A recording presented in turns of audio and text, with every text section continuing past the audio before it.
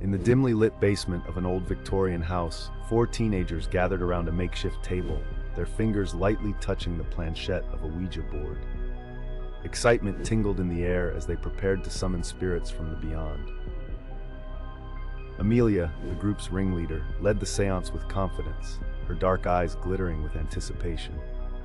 Beside her sat Jake, the skeptic, who scoffed at the idea of communicating with the dead. Flanking them were Lily and Max, the thrill-seekers, eager to experience the supernatural firsthand. As they placed their hands on the planchette, a hush fell over the group. Amelia closed her eyes and began to chant the words of invocation, calling out to the spirits that dwelled in the shadows.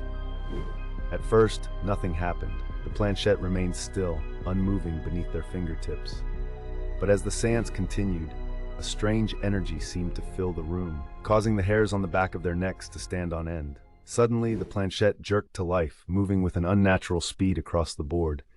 Letters spelled out words, forming cryptic messages from the spirit world. "Who are you?" Lily whispered, her voice trembling with excitement and fear. The planchette spelled out a name, Evan. "Evan, is that your name?" Max asked, his eyes wide with wonder.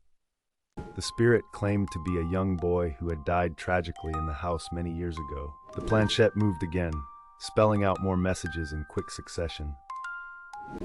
He spoke of loneliness and despair, trapped between the worlds of the living and the dead. As the séance continued, the atmosphere grew heavier, the air thick with the presence of unseen forces. Shadows danced in the corners of the room, and a chill settled over the group as they listened to Evan's haunting tale. But just as suddenly as it had begun, the séance came to an abrupt halt. The planchette froze in place, and the room fell silent once more. "Is anyone there?" Amelia called out, her voice echoing in the darkness, but there was no response. The connection to the spirit world had been severed, leaving the teenagers alone in the basement once more. As they packed up the Ouija board and prepared to leave, a sense of unease lingered in the air.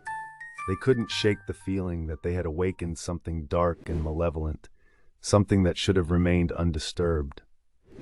And as they ascended the stairs and left the basement behind, they couldn't help but wonder if they would ever truly be free from the spirits they had summoned that night.